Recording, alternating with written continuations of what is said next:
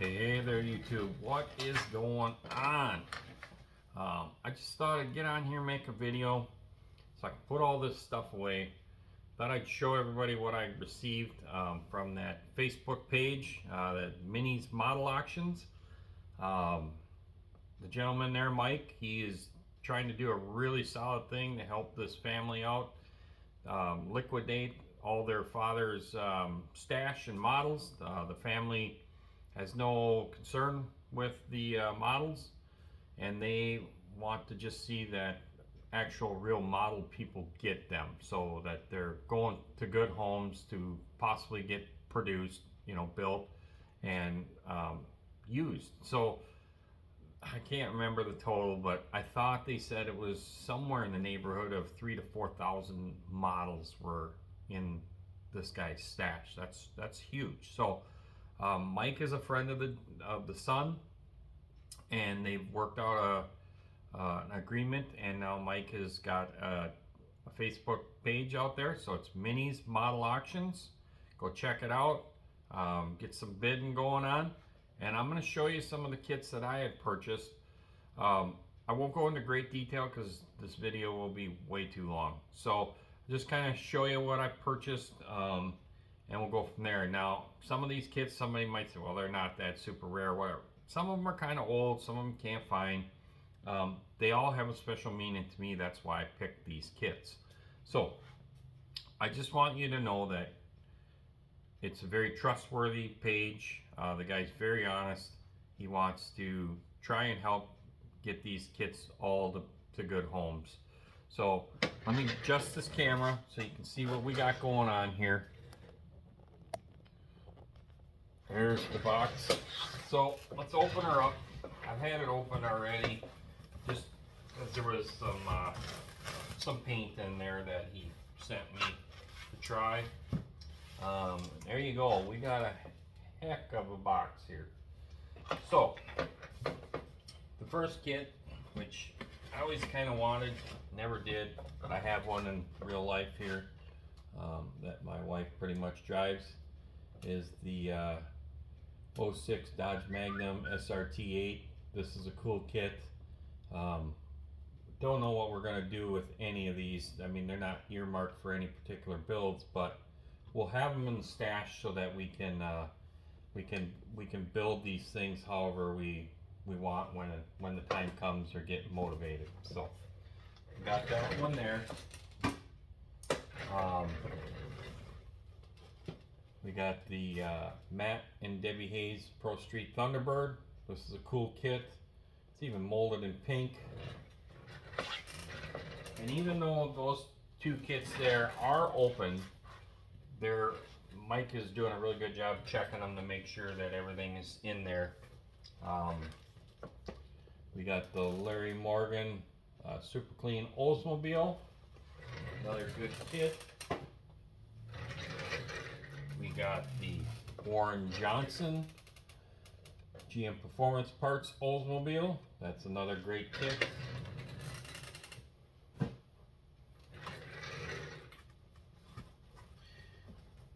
And the prices are very reasonable. So he'll put a starting price.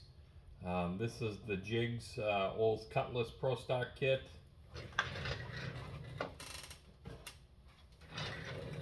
And then most of you viewers know that I'm a Mopar fanatic, and I have a real Challenger.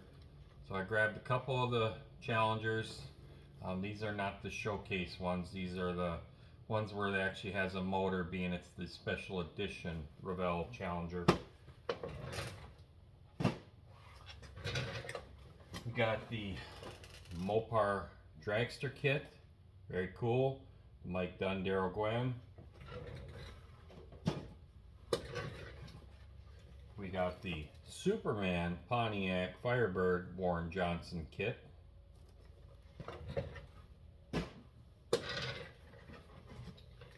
This is another open one, but it's all there. This is the Tony Schumacher U.S. Army Dragster kit.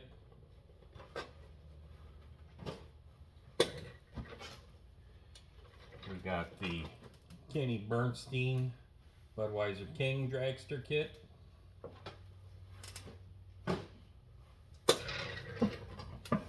got 2 of these Summit. Whoop, we almost had a crash. We had 2 of the Summit Pro Stock Firebirds sealed. This particular stash, this guy had a bunch of these. I think there was somewhere in the neighborhood of 8 or 10 of these kits alone. So there still might be some coming up in that auction. Mike is kind of putting stuff up as he gets it, per se, because he just, you know, you don't have the room to store all those models. This is the soft seal 57 Chevy. Opened it, it's open, but I checked it, it's all there, so it's a good deal. So like I said, they're doing a really good job of checking the kits. I'm starting to kind of get into these Le Mans GTP type cars, Daytona prototypes. This is a really cool kit. I love this Jaguar. I've always been a fan of the Jaguar. And then we dropped that kit too. Now it's junk. Look at that. We're junk now. No, we're good. I must have buttery fingers today or something. We also picked up the 1/16 34 Ford Coupe Street Rod. Now this kit, I always wanted to buy this kit when I was younger. Never did. Kind of glad I didn't, because I probably would have ended up in the garbage. Well, I shouldn't say that. My mom kind of saved all those other ones. So, but there's still some that I don't know what happened to them. So, but this will be cool. The other thing that's cool now is that with the age of 3D printers, I can make stuff for this thing, right? So that's really cool. Now you can see me. So we can make parts for this thing and pretty much do whatever we want in this scale. Where, you know, a lot of the kits before, the printers were around, especially, you know, 20 years ago or so, for me anyhow, just speaking for me, you were kit bashing, and that was majority 1/25, 1/24.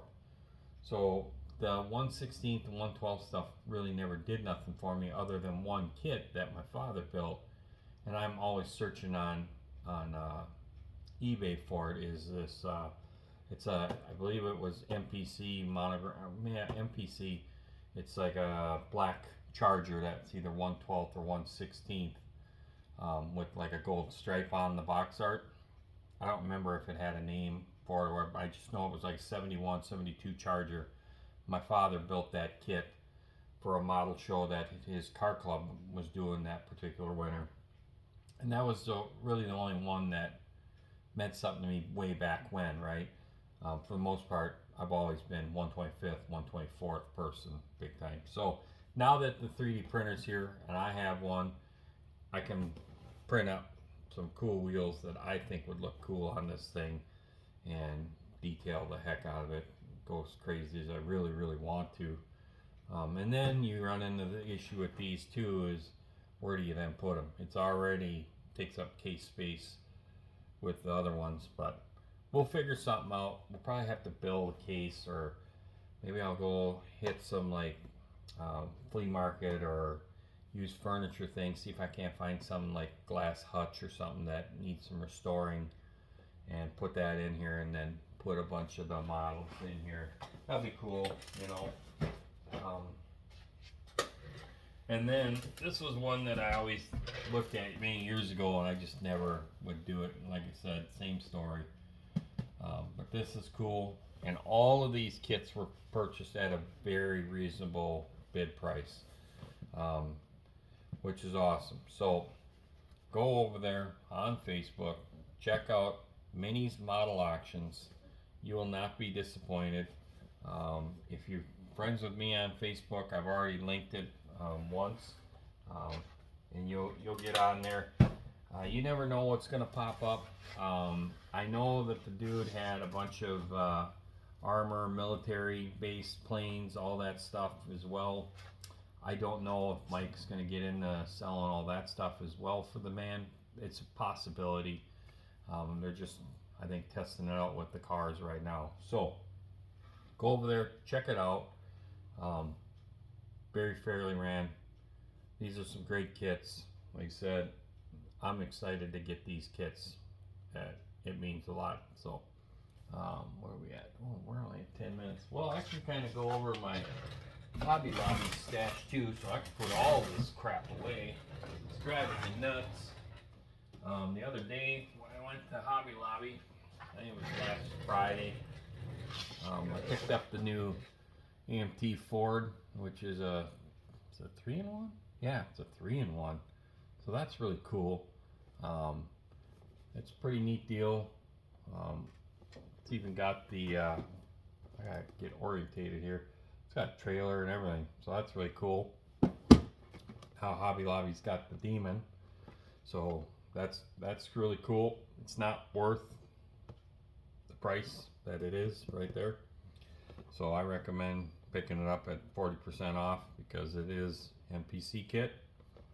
Some of these things have been very crude, as in warped on the hood or issues on the trunks or the roofs. It really depends, but as modelers you have to fix these things no matter what. So I will tell you this, I got a lot of crap, and yeah, let's just leave it at that. I got a lot of negative comments for me bashing the kit when I first opened it up, and to a point they're right. I'm supposedly calling myself a model builder.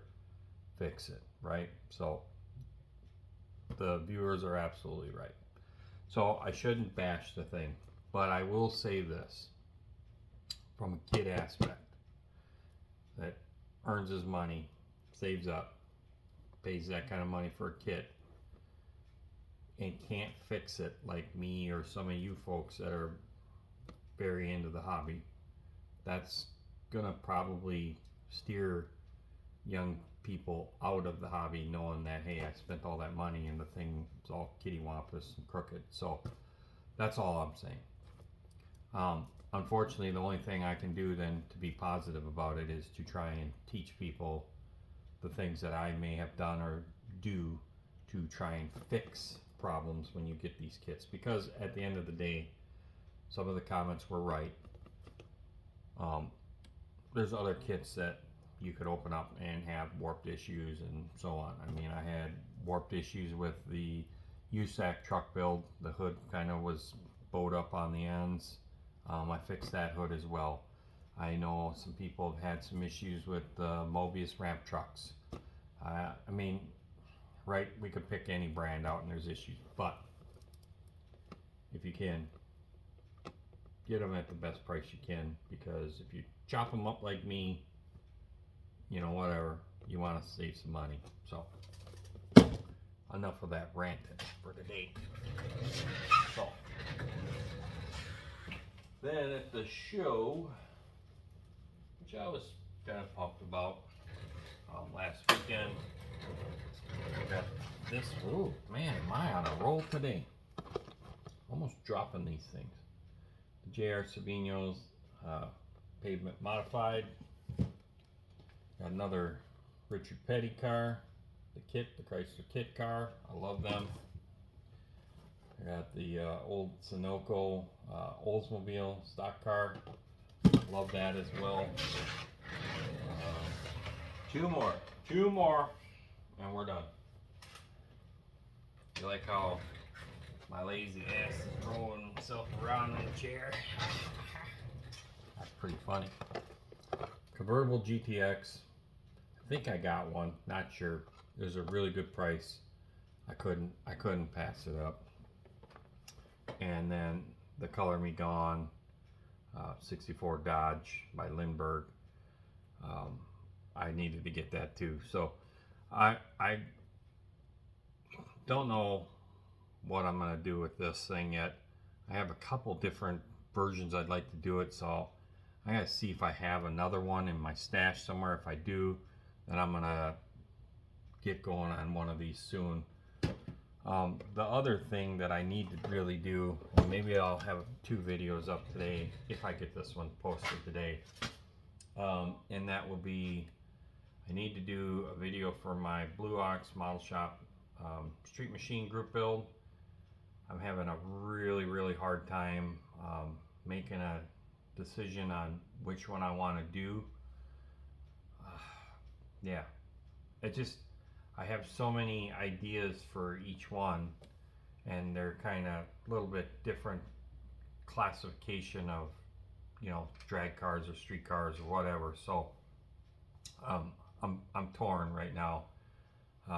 Kinda, I will say this: the three in the running of kits that I want to pick from is either the 55 Chevy. I love 55 Chevys. A 41 Willys kit that I have that I love, or do the little coupe, the 3-window coupe, and make street machines out of one of those three. Being that I did the Duster for last year's one, I don't think I want to do a Mopar. I want to kind of change it up. I know I'm a Mopar dude, whatever, but I just want to change something up, try something a little different, get a few different other ideas out of my head, and kind of validate that I can do some of these things that I'm thinking of. And so that's what I'm in the battle of right now, is what route do I want to go with and pick, because once I get started I gotta kind of pace myself out, because the other build that I really want to get a part of too, I think, is the short track shootout deal or whatever, short Saturday night short track build that Jason, of course, and Mike from Scale Model Outlaw are hosting. I think that kit, I could probably get through that relatively quick, especially with the way I want to do it. But then, of course, I need to save some time for the USAC Contact Creator build kit, whatever that gets kind of published and the kit is chosen. I don't know exactly who's choosing the kit this year. I think they have like 4 or 5 buddies or whatever that they rotate through on who picks the kit for that year. I don't know how that works. I really don't. So I shouldn't say anything because I don't know how it works. But whoever chooses to pick that kit, I just gotta make sure that I've got some time, meaning that the street machine is close, because I believe it's December 31st. So enough of that. But I think we're not going to do a Mopar, is what we're getting at. Doesn't mean I ain't going to have a Mopar motor in it. So we'll see. But what do you guys think? That's a hell of a lot of stash. I better stop buying models, because holy crap. But anyhow, these are good finds. I can't complain. I really can't. My kid's getting into this stuff too. I know that he was out here, he was eyeing some of these things up, so it's a good thing. So I'm gonna get off here. I hope everybody has a great day, and we'll see you all in the next one. Take care, everybody.